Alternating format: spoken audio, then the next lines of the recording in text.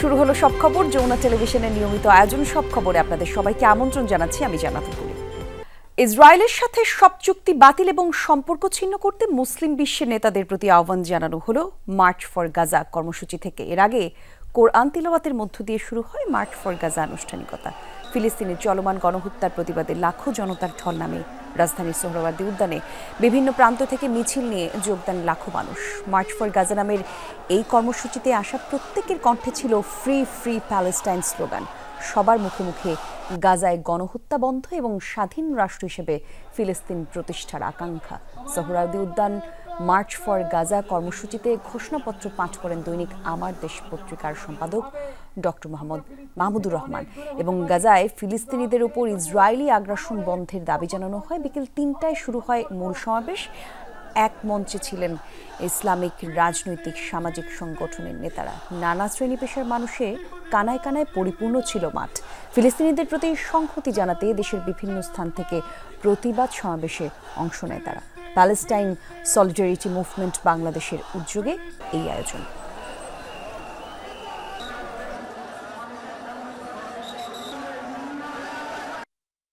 সমস্ত বাংলাদেশিদের পক্ষ থেকে বলতে চাই, অনতিবিলম্বে নেতানিয়াহুকে গ্রেফতার করার জন্য সারা মুসলিম বিশ্ব এবং নন মুসলিম বিশ্ব সবাইকে এক হইতে হবে। ইসরায়েল কর্তৃক বর্বর হামলার তীব্র নিন্দা এবং যুদ্ধবিরতি তথা স্থায়ীভাবে বন্ধ করার দাবিতে আমাদের এই মার্চ ফর গাজা। যে মুসলমানদের উপরে যে নির্মম তারা হত্যাকাণ্ড চালাচ্ছে, এরা যেন বন্ধ করা হয়। ভৌগোলিকভাবে আমরা ফিলিস্তিন থেকে অনেক দূরে হতে পারি, কিন্তু আজকের এই জনসমুদ্র প্রমাণ করে আমাদের এক একজনের হৃদয়ে বুকের ভেতরে বাস করে এক একটা ফিলিস্তিন।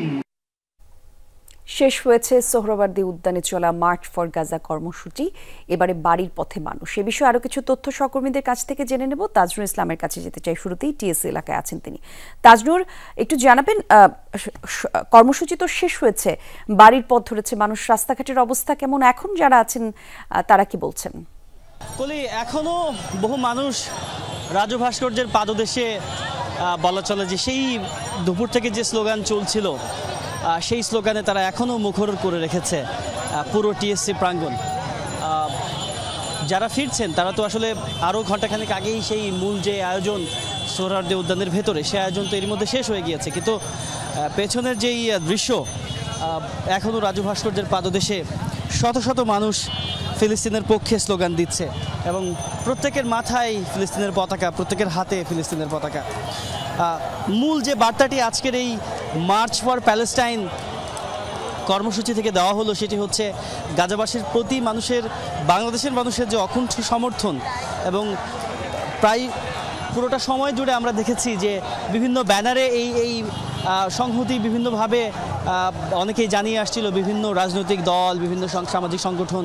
কিন্তু আজকে যেই ঘটনাটি ঘটে সেটি এক ধরনের অবিস্মরণীয় ঘটনা, যে সমস্ত মতের মানুষ, সমস্ত দলের মানুষ একটি নির্দিষ্ট ব্যানারের নিচে একটি নির্দিষ্ট প্রোগ্রামে এসে তারা কিন্তু আজকে সেই সংহতির জায়গাটি পুনর্ব্যক্ত করেছেন।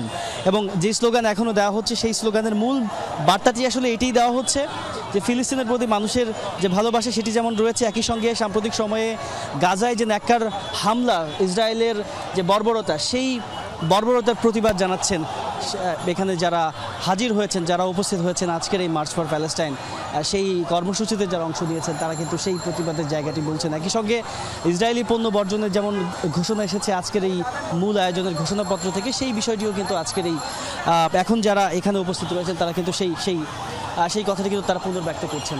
সব মিলিয়ে খুব দারুণ একটি আয়োজন হয়েছে, সেটি তো আসলে বলাই যায়, কেননা সারা দেশ থেকে এত বেশি মানুষ আজকের এই মার্চ ফর প্যালেস্টাইনে অংশ নিয়েছেন এবং সবাই মূলত এখন আসলে ফেরার অপেক্ষায় রয়েছেন। বলি, ধন্যবাদ আপনাকে। দর্শক, আমাদের আরেক সহকর্মীর কাছে আমরা যেতে চাই, একই বিষয়ে তার কাছ থেকে বিস্তারিত তথ্য জানবো। রাজীব আহমেদের কাছে যাচ্ছি, শাবাক এলাকায় আছেন তিনি।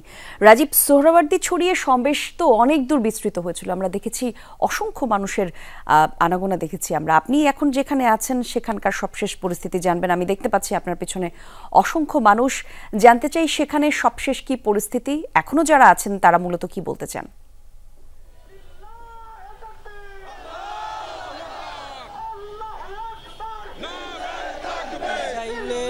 গাজার উপর যে বর্বরতা প্রতিবাদে যে মহাসমাবেশ হয়েছে, সমাবেশ শেষে মানুষ এখনো শাহবাগ সহ বিভিন্ন জায়গায় মানুষ রয়েছে এবং তারা বাসা ফেরার পথেও তারা এখনো আমরা দেখছি শাহবাগের বিভিন্ন লোক স্লোগান দিচ্ছে ইসরায়েলের বিরুদ্ধে বর্বরতার বিরুদ্ধে, এবং তারা জানাচ্ছে যে এই গণহত্যা বন্ধ না হওয়া পর্যন্ত তারা এই ধরনের কর্মসূচি চালিয়ে যাবেন।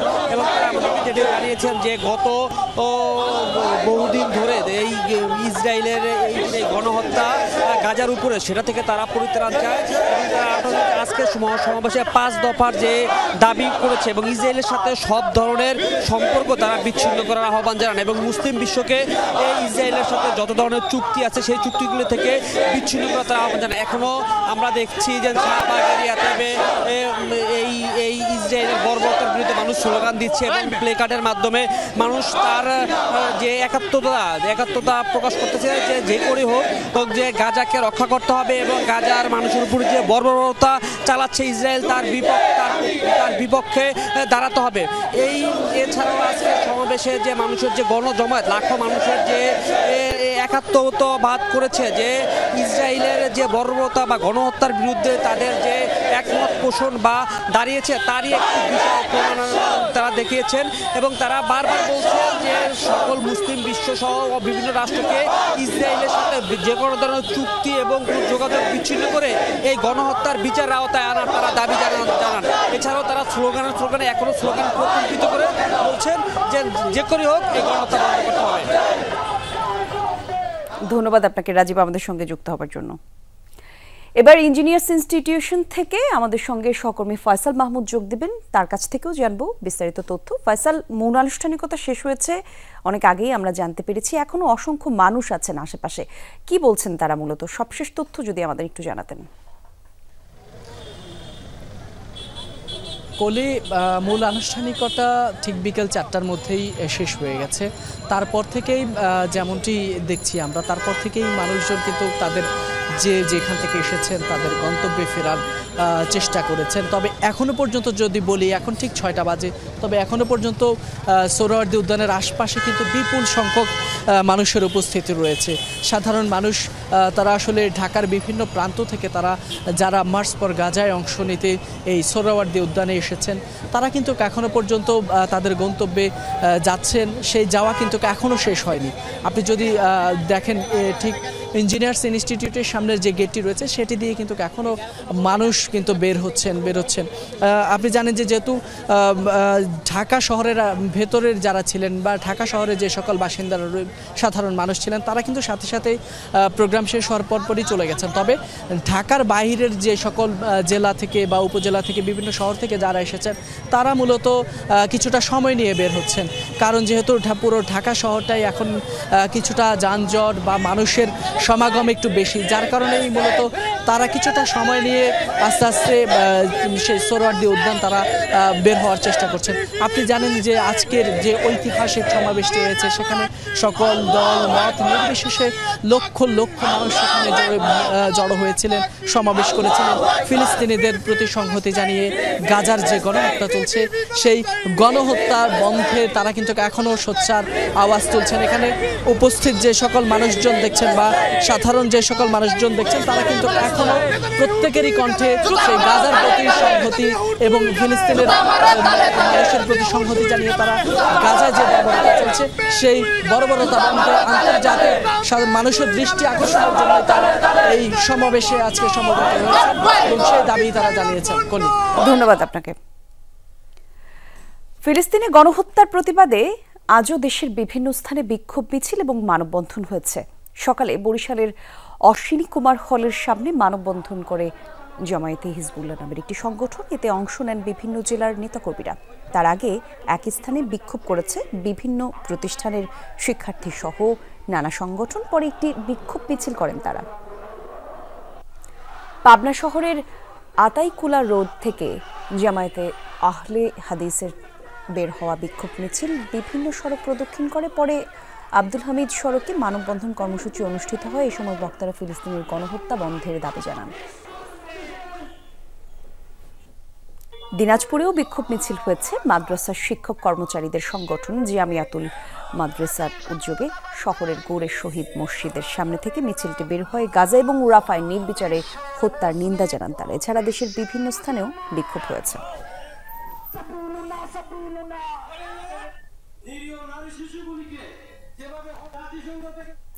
নিপীড়িত মানুষের পাশে এবার নতুনভাবে দাঁড়াবে বাংলাদেশ।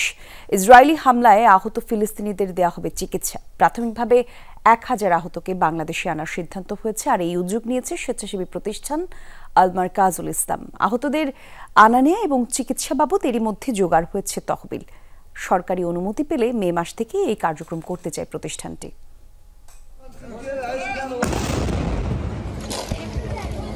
মানবিকতা শব্দটিকে অগ্রাহ্য করে ফিলিস্তিনিদের উপর বেড়েই চলেছে ইসরায়েলি আগ্রাসন। 2023 সাল থেকে হামলায় এখন পর্যন্ত নিহত হয়েছে 50,000-এরও বেশি ফিলিস্তিনি নাগরিক, আহত 2 লক্ষাধিক। তবে এই আহতদের চিকিৎসার জন্য অবশিষ্ট নেই তেমন কোনো হাসপাতাল। এমন বর্বরতার বিরুদ্ধে সরব বাংলাদেশ। রাজপথে হচ্ছে মিছিল ও সমাবেশ। এর মাঝেই মানবিকতার অনন্য এক উদাহরণ তৈরি করতে চায় স্বেচ্ছাসেবী প্রতিষ্ঠান আল মারকাজুল ইসলামী।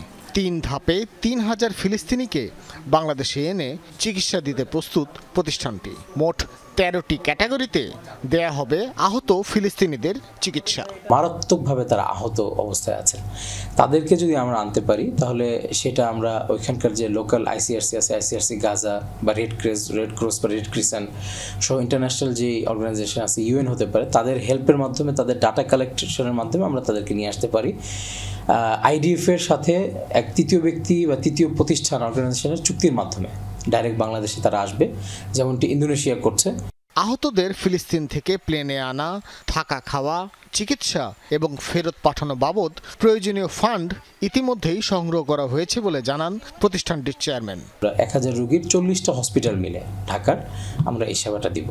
মানে আমরা যখন অনলাইনে দেই, এটা দেওয়ার পরে আমাদের ফান্ডের এত পরিমাণ চাপ আলহামদুলিল্লাহ আসছে যে আমরা বলছি আমরা কোনো ফান্ড এখন নিব না। এবং যারা জোর করে ফান্ড দিতে যাচ্ছেন, গতকালকেও আমাদের হিউজ একটা ফান্ড, আমরা তাদেরকে রিকোয়েস্ট করছি যে দেখেন আমরা এই ফান্ড রিটার্ন করব, এই পলিসি যদি আপনার অ্যাকসেপ্ট হয় তাহলে আপনি আমাদেরকে ডোনেশন করতে পারেন। সরকারের অনুমতি এবং কূটনৈতিক তৎপরতা শেষ হলে মে মাসেই আহতদের বাংলাদেশে নিয়ে আসা সম্ভব বলে জানানো হয় আল মারকাজুল ইসলামের পক্ষ থেকে।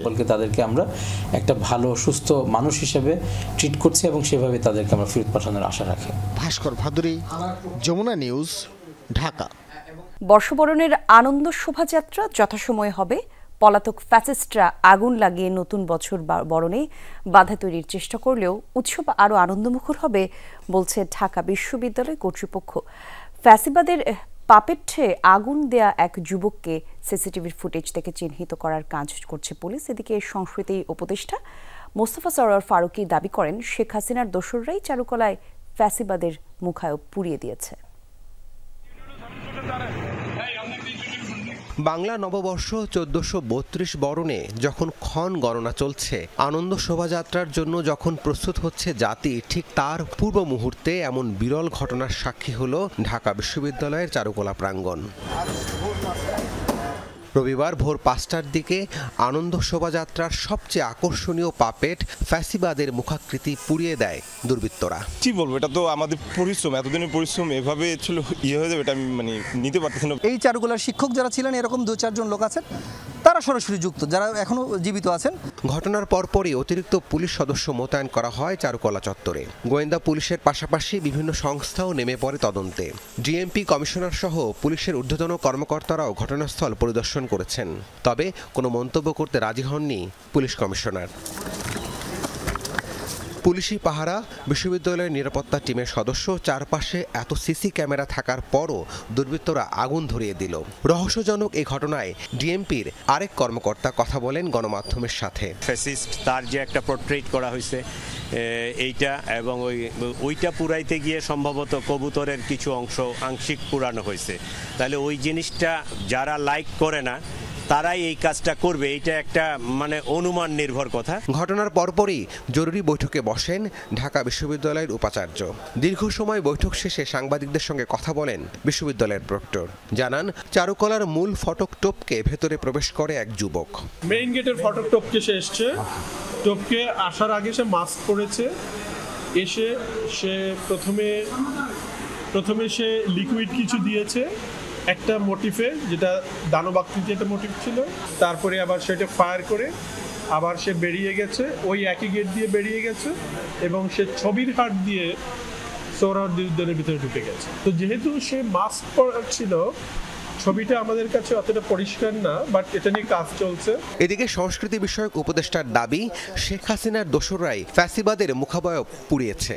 দুপুরে সিলেট সার্কিট হাউসে সংবাদ সম্মেলনে তিনি এই মন্তব্য করেন।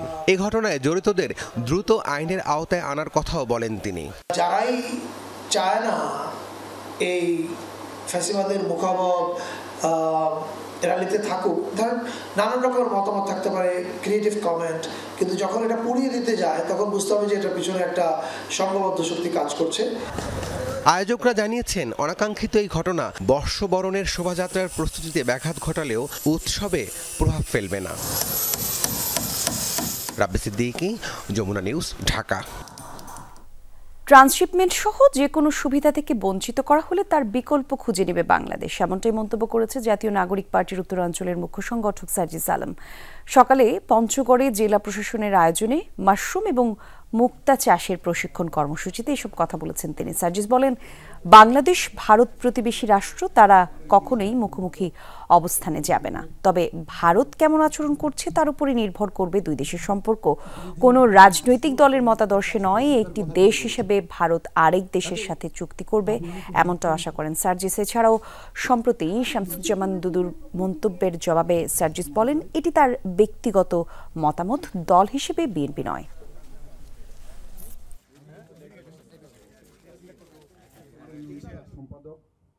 ভারতের সাথে যে বাংলাদেশের ট্রান্সশিপমেন্টের যে আমাদের চুক্তিটি ছিল, এরকম আমাদের এটি তারা তাদের জায়গা থেকে বাতিল করেছে। বাংলাদেশ ভারত দুটি পাশাপাশি প্রতিবেশী দেশ, কখনো এই দুইটি দেশের সম্পর্ক এমন হয়ে যাবে না যে মুখোমুখি দাঁড়িয়ে যাবে, আমরা এটা প্রত্যাশা করি না।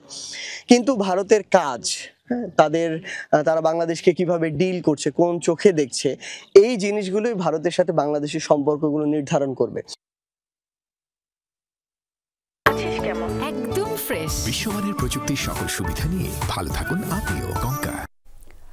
ভোলায় এক দাখিল পরীক্ষার্থীকে ধর্ষণের অভিযোগ উঠেছে। স্বজনদের অভিযোগ, শুক্রবার রাতে টয়লেটে যাওয়ার জন্য ওই শিক্ষার্থী ঘর থেকে বের হয়। এ সময় উৎপেতে থাকা বখাটে ওমর গাজী তাকে পাশের নির্জন স্থানে নিয়ে গিয়ে পাশবিক নির্যাতন চালায়। পরে ভিকটিমের মাকে হত্যার চেষ্টা চালায় সে। চিৎকার শুনে প্রতিবেশীরা ছুটে আসলে পালিয়ে যায় ওমর। ভিকটিমকে হাসপাতালে ভর্তি করা হয়েছে। ঘটনার তদন্ত এবং অভিযুক্ত ধরতে অভিযান চলছে, এমনটা জানিয়েছে পুলিশ। সে আমার রাস্তা থেকে আইসা মুখ চাপ দিয়ে বাগানে দিয়ে নিয়ে যায়। আমি কইছিলাম আমি আর আমার এরকম করতে না, বলছে তুই যদি চিল্লি বেশি করস তাহলে তোর আমি মাইরালাম। আমার মায়া যেন পলকে নিয়েছে, আমি আর কি চাই, ফাঁসি ছাড়া আমার কিছু নেই। একটা দর্শনের অভিযোগ আমরা পেয়েছি রাতেই পুলিশ ওখানে গিয়েছে এবং এই সংক্রান্তে যে অভিযুক্ত তাকে গ্রেপ্তারের জন্য আমাদের পুলিশ মাঠে আছে। তদন্ত সাপেক্ষে যেই দোষী তাকে আমরা আইনের আওতায় নিয়ে আসবো। ঢাকা থেকে অপহরণের দুদিন পর সাতক্ষীরা থেকে এক এসএসসি পরীক্ষার্থীকে উদ্ধার করেছে পুলিশ। ভোরে নিউ মার্কেট এলাকা থেকে তাকে উদ্ধার করা হয়। পরীক্ষার্থীর নাম আরেফিন কামরুল। আর পুলিশ জানিয়েছে, গেল বৃহস্পতিবার বিকেলে রাজধানীর মগবাজার ফ্লাইওভার থেকে তাকে অপহরণ করা হয়। পরে আরেফিনের বাবার কাছে মোবাইলে 5 লাখ টাকা মুক্তিপণ দাবি করে অপহরণকারীরা। মোবাইল ব্যাংকিংয়ে 26,000 টাকা পরিশোধ করে তার পরিবার। পুলিশ আরও জানিয়েছে, গতরাতে কৌশলে অপহরণকারীদের থেকে পালাতে সক্ষম হয় আরেফিন। প্রায় 4 ঘন্টা হেঁটে পৌঁছায় সাতক্ষীরা শহরে, আর সেখান থেকেই তাকে উদ্ধার করা হয়েছে। এ বিষয়ে আইনগত ব্যবস্থা প্রক্রিয়াধীন।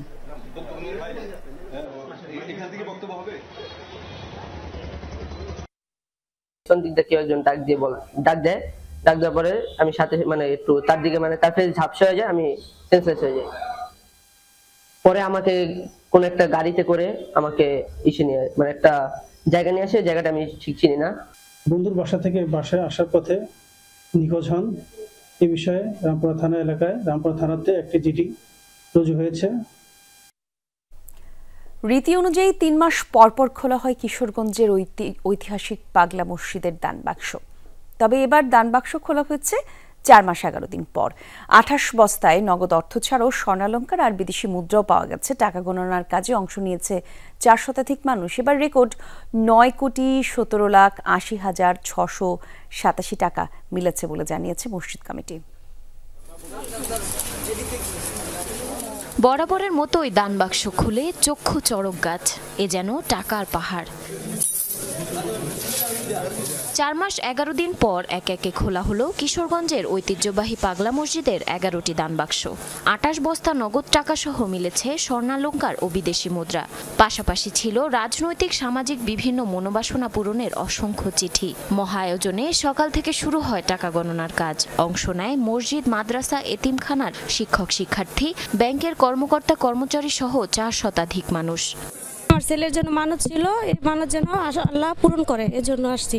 ভালো রেজাল্ট করার তৌফিক দান করে, আমি যেন বেশি বেশি পড়তে পারি, এই উসিলায় আমি এই পাগলা মসজিদে এসেছি। আমার যে মনের বাসনাগুলো আছে সেইগুলো যেন আল্লাহ পূরণ করে, সেই ইচ্ছায় আমার এখানে আসা। সার্বিক নিরাপত্তায় কাজ করছে আইনশৃঙ্খলা বাহিনীর সদস্য সহ প্রশাসনের কর্মকর্তারা। পুলিশ সদস্যরা আছে, আইনশৃঙ্খলা বাহিনী, আনসার, আমরা আছি সাথে আনসার এবং আর্মি ইউনিটও আছে। সকলে কাজ করছি নিশ্চিত নিরাপত্তা ব্যবস্থা বিরাজমান। আর এখানে যে ব্যাংক পর্যন্ত যেটা প্রোটেকশন সেটা আমাদের নিশ্চিতভাবে থাকবে।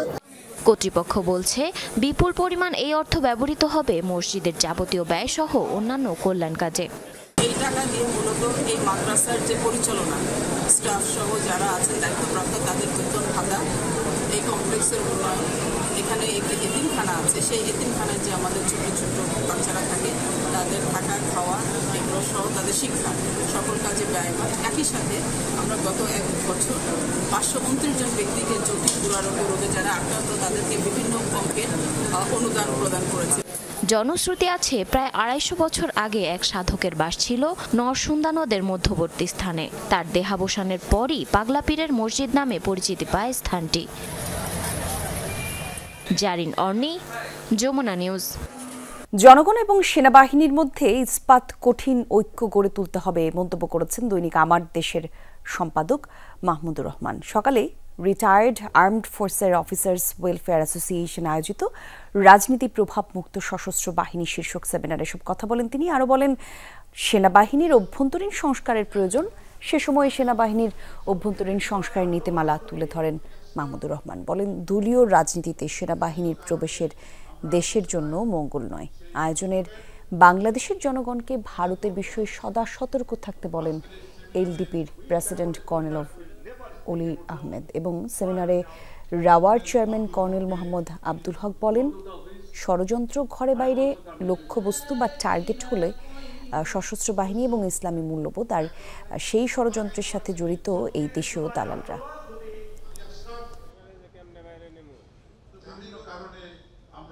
এইবার আপনারা দেখেছেন ভারতের ব্ল্যাক ক্যাটগুলি 3টা কালো বাসে করে কোনো ক্যান্টনমেন্ট থেকে তারা বের হয়েছিল এবং এয়ারপোর্টে কিভাবে তারা পলাচ্ছিল এটা তো কারো অজানা নয়। ভারতের ব্ল্যাক ক্যাটে ছিল হাসিনার পাহারাদার এবং আমাদের জনগণকে হত্যার জন্য মুখ্য ভূমিকা পালনকারী। জুলাই বিপ্লবের হিরোদের আমি স্যালুট করি, আপনাদের আর্মিদেরও আমি স্যালুট করি, যারা নেমেছিলেন অন্তত হাসিনার বিরুদ্ধে 2 আগস্টে যারা নেমেছিলেন সবাইকে আমি সালাম জানাই। রাজশাহী বিশ্ববিদ্যালয়ের 2024-25 শিক্ষাবর্ষের স্নাতক প্রথম বর্ষের ভর্তি পরীক্ষা শুরু হয়েছে। প্রথম দিনে বি ইউনিটের পরীক্ষা অনুষ্ঠিত হয়েছে। সকাল 11টা থেকে 1 ঘন্টা চলে পরীক্ষা। তবে পরীক্ষা শুরুর 1 ঘন্টা আগে প্রবেশ কেন্দ্রে প্রবেশ করতে শুরু করেন শিক্ষার্থীরা। আগামী 19 এপ্রিল এ এবং 26 এপ্রিল সি ইউনিটের পরীক্ষার মধ্য দিয়ে শেষ হবে এবারের ভর্তি যুদ্ধ। শিক্ষার্থীদের ভোগান্তির কথা চিন্তা করে এবছরই প্রথম ঢাকা, তারপর চট্টগ্রাম, খুলনা এবং রংপুরে অনুষ্ঠিত হচ্ছে রাজশাহী বিশ্ববিদ্যালয়ের ভর্তি পরীক্ষা। মোট 4,323টি আসনের বিপরীতে অংশ নিচ্ছেন 2,37,415 জন শিক্ষার্থী। প্রশ্ন ইজি হয়েছে, এবার মোটামুটি সবারই পরীক্ষা ভালো হবে আশা করা যায়। চান্স পাবো আশাবাদী, পরীক্ষা ভালো হয়েছে মোটামুটি। আলহামদুলিল্লাহ ভালো হয়েছে, তবে অ্যাকাউন্টিংটা একটু হার্ড হয়েছে। পাহাড়ে চলছে 3 দিনের বৈশাখী উৎসব। নদীতে ফুল ভাসিয়ে পুরাতন বছরকে বিদায়ের পাশাপাশি চলছে বর্ষবরণের নানা আনুষ্ঠানিকতা। পাহাড়ে প্রতিটি পল্লীতে উৎসব আনন্দে মাতোয়ারা সব সম্প্রদায়ের মানুষ। নতুন বছরে সুখ সম্প্রীতি সমৃদ্ধির প্রত্যাশা সবার কণ্ঠে। চাকমা এবং ত্রিপুরা রীতি অনুযায়ী ভোরের রাঙ্গামাটি রাজবন বিহার ঘাটে কেরানি পাহাড়ে ঝর্ণার পানিতে ফুল ভাসানোর মধ্য দিয়ে শুরু হয় ফুল বিজু উৎসব। আনন্দে মাতেন পাহাড়ে মানুষ। পুরোনো দিনের যা যা আমাদের যে আপদ বিপদ যা কিছু আছে সবগুলো পানিতে ভাসিয়ে দেব। মা গঙ্গার উদ্দেশ্যে কিন্তু আমরা শ্রদ্ধাঞ্জলি দিই আর কি, যেটা আমরা পারে দিয়ে থাকি। ফুলটা আমরা বাসাই মূলত হচ্ছে পুরাতন বছরকে আমরা বিদায় দিয়ে দিই, নতুন বছরকে স্বাগত জানাই। আমাদের নতুন বছর ভালো করে যাক, সবাই ভালোভাবে মিশে থাকতে পারি, বিশু সব সময় ভালো করে চলে আর কি। আমাদেরকে সমস্ত অপরাধ মাফ করে দিয়ে মানে আমরা নতুন বছরকে আরো গঙ্গামার আশীর্বাদ নিয়ে শুরু করতে পারি। রোববার মূল বিজু ও পরদিন সাংগ্রাই জল উৎসবের মধ্য দিয়ে শেষ হবে 3 দিনের আনুষ্ঠানিকতা। এই পবিত্র দিনে আসুন আমরা সকলেই বাংলাদেশে সকলেই মিলেমিশে আগামী দিনে বাংলাদেশকে গড়ব। সকালে বান্দরবানের রোয়াংছড়িতে সাঙ্গু নদীর তীরে ঐতিহ্যবাহী পোশাকে ভক্তি ও শ্রদ্ধা ভরে গঙ্গা দেবীর পূজা করেন পাহাড়ি তরুণ তরুণীরা। পরে নদীতে ফুল ভাসিয়ে পুরাতন বছরের গ্লানি ভুলে নতুন বছরে সুখ সমৃদ্ধি কামনা করেন। এরপর ঘরে নানা ধরনের সবজি দিয়ে তৈরি হয় ঐতিহ্যবাহী পাচন। পুরনো বছরকে বিদায় দিয়ে নতুন বছরকে স্বাগত করার জন্য আমরা ফুল ভাসিয়ে থাকি। ফুল বিশু উৎসব আজকে আমরা পালন করতেছি। এই দিনটির জন্য সবাই অপেক্ষা করে থাকি। সমবেত সবাই গঙ্গামার উদ্দেশ্যে এখানে ফুল গজাচ্ছে আর কি। খাগড়াছড়ির চেঙ্গি নদীতে ফুল ভাসানোর মধ্য দিয়ে শুরু হয় বৈশাখী উৎসব। প্রতিটি পাড়ায় সাজ রব। তবে অল্প কয়েকজন লোক ফুল ভাসানোর আনুষ্ঠানিকতায় এবং সংবাদ সংগ্রহে গণমাধ্যম কর্মীদের বাধা দিলে ক্ষোভ দেখা যায় সাধারণ পাহাড়ি ও আয়োজকদের মাঝে। তবে তাতেও ভাটা পড়েনি উৎসব আনন্দে। সরাসরি এই ধরনের হয়তো বাধা দেওয়ার বিষয়টি আমাদের কাছেও খুব ভালোভাবে ঠেকেন। এইসব উৎসবের যে প্রচারণা বরাবর যেভাবে করে থাকি সে ব্যাপারে আমাদের এইসব সংবাদ সংগ্রহ এবং প্রচারে সকলের একটু সহযোগিতা থাকাটা বাঞ্ছনীয়। পর্যাপ্ত নিরাপত্তা মোতায়েন রয়েছে এখানে। আমাদের সাদা পোশাক পুলিশ নজরদারিতে রয়েছে। মামুন রশিদ অভি, যমুনা নিউজ। এদিকে ফুলবিজু উৎসব উপলক্ষে রাজধানী ঢাকাতেও হলো বর্ণাঢ্য র্যালি। সকালে বেইলি রোডের পার্বত্য চট্টগ্রাম বিষয়ক মন্ত্রণালয়ে এই আয়োজনে একটি র্যালির আয়োজন করা হয়। বেইলি রোড থেকে র্যালিটি শুরু হয়ে রমনায় গিয়ে সেটি শেষ হয়। অংশগ্রহণকারীরা জানিয়েছে মূলত পানিতে ফুল ভাসিয়ে পুরানো বছরের গ্লানি মুছে নতুন বছরের জন্য তারা শুভকামনা করেন। বলেন এটি কোনো ধর্মীয় উৎসব নয়, বরং তাদের ঐতিহ্যবাহী সামাজিক উৎসব।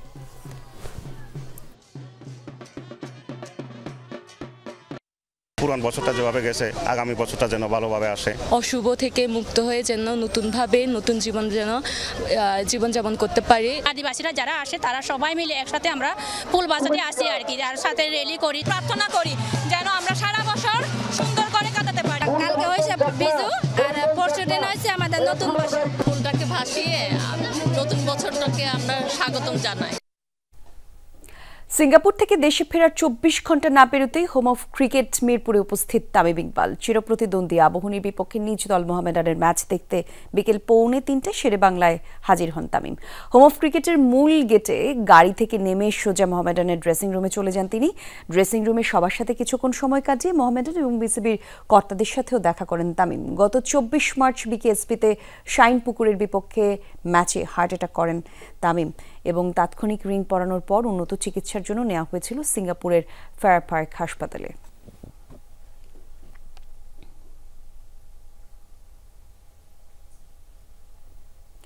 এবার নতুন বিতর্কে জড়ালো সৌদি আরব।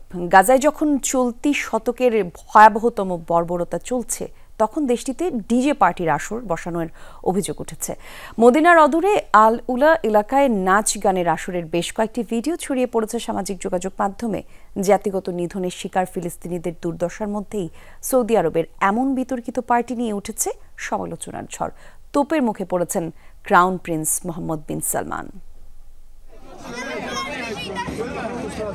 এক টুকরো রুটির জন্য মানুষের এই হাহাকার। বোমা হামলা থেকে ভাগ্যক্রমে বেঁচে গেলেও যুদ্ধ বিধ্বস্ত গাজায় ফিলিস্তিনিদের আরেক যুদ্ধ।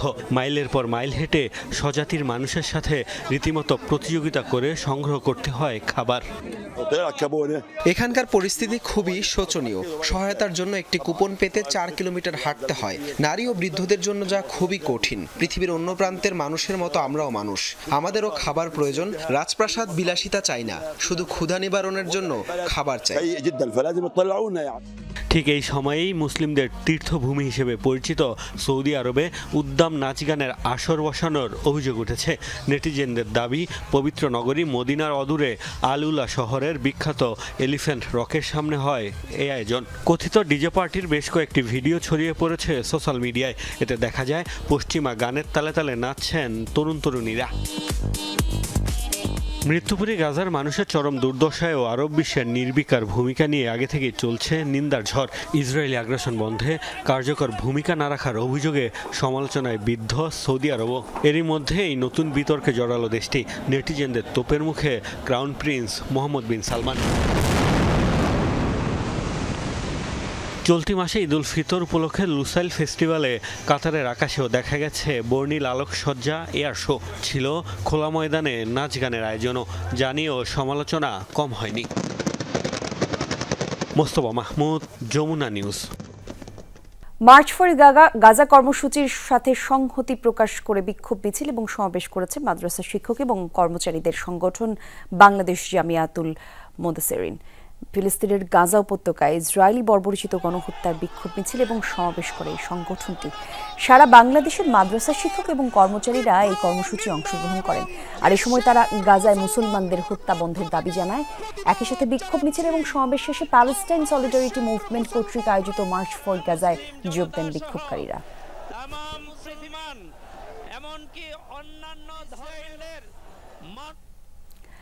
ইন্দোনেশিয়ার জাকার্তায় অনুষ্ঠিতব্য AHF কাপ 2025 প্রতিযোগিতা অংশগ্রহণ উপলক্ষে বাংলাদেশের হকি দলের জার্সি উন্মোচন এবং ফটো সেশন হয়েছে। এতে প্রধান অতিথি হিসেবে ছিলেন বিমান বাহিনী প্রধান এবং হকি ফেডারেশনের সভাপতি air chief marshal Hasan Mahmud Khan. Hockey দল শৃঙ্খলা, দলীয় সংহতি বজায় রেখে ভালো ফলাফল অর্জন করবে এমনটা আশাবাদ ব্যক্ত করেছেন তিনি। বাংলাদেশ ছাড়াও এশিয়ার আরও 9টি দল এই টুর্নামেন্টে অংশগ্রহণ করেছে। টুর্নামেন্টটি এশিয়া কাপ 2025-এর কোয়ালিফায়ার টুর্নামেন্ট হিসেবে বিবেচিত হবে। অতীতে এই টুর্নামেন্টে বাংলাদেশ 4 বার চ্যাম্পিয়ন হওয়ার গৌরব অর্জন করেছে। কোনো নবজাতককে রাস্তায় ছুঁড়ে ফেলে দেওয়ার মতো ঘৃণিত কাজ আর নেই। পৃথিবীতে প্রতিটি মানুষের বেঁচে থাকার অধিকার রয়েছে, আর তাই পথশিশুদের দায়িত্বে সকলকে নিতে হবে, এমন মন্তব্য করেছেন চিত্রনায়ক ইলিয়াস কাঞ্চন। সকালে জাতীয় প্রেস ক্লাবের সামনে দেশের পরিত্যক্ত পথ নবজাতকরা আপনজন হবে না কেন বিভাজন, এই স্লোগানকে সামনে রেখে বিশ্ব পথশিশু দিবস উপলক্ষে আয়োজিত র্যালিতে অংশ নিয়ে এসব কথা বলেছেন তিনি। র্যালিতে অংশগ্রহণ করে পথশিশুদের উদ্ধার এবং তাদের নিরাপদ আশ্রয়দাতা প্রতিষ্ঠান ডাক্তার মুজিব নিউবর্ন ফাউন্ডেশনের পক্ষ থেকে বাংলাদেশে পরিত্যক্ত নবজাতকদের উদ্ধার করা এবং তাদের জন্য একটি নিরাপদ আশ্রয় নিশ্চিত করার কথা জানানো হয়। ঢাকা বিশ্ববিদ্যালয়ে ইসলামিক স্টাডিজ বিভাগ অ্যালামনাই অ্যাসোসিয়েশনের পুনর্মিলনী এবং দ্বিবার্ষিক সাধারণ সভা 2025 অনুষ্ঠিত হয়েছে। সকালে টিএসসির মিলনায়তনে এই অনুষ্ঠানের আয়োজন করা হয়।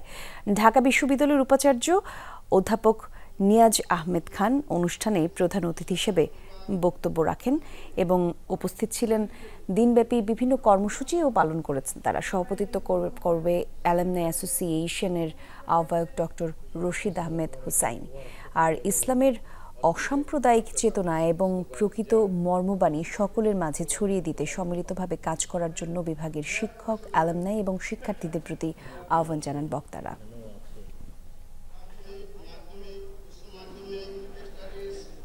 কৃষিগুচ্ছের 9টি পাবলিক বিশ্ববিদ্যালয়ে 2024-25 শিক্ষাবর্ষের স্নাতকে ভর্তি পরীক্ষা অনুষ্ঠিত হচ্ছে। বিকেলে 9টি বিশ্ববিদ্যালয়ের বিভিন্ন কেন্দ্রে একযোগে পরীক্ষা শুরু হয়। এবছর মোট 3000 863টি আসনের বিপরীতে আবেদন জমা পড়েছে 94,020টি। এর মধ্যে হবিগঞ্জ কৃষি বিশ্ববিদ্যালয়ের 3টি অনুষদের আসন রয়েছে 90টি।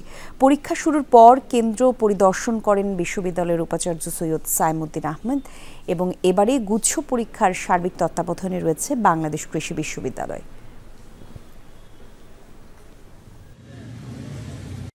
সবগুলোই মোটামুটি ঠিক হয়েছে, কিন্তু আউট অফ সিলেবাস অনেকটা প্রশ্ন আসছে আর কি। আমাদের বায়োলজিটা ইজি করছে, ইংলিশ ইজি করছে, ফিজিক্সটা একটু টাফ হয়েছে। উপস্থিতির হার অত্যন্ত আশাব্যঞ্জক 85.6%, যেটা গত বছর 50% ছিল। এই বছর এটা অনেক ইমপ্রুভ করেছে। আর এই ছিল সব খবরের আয়োজন আজকে। এতক্ষণ সঙ্গে ছিলেন যারা, ধন্যবাদ সবাইকে।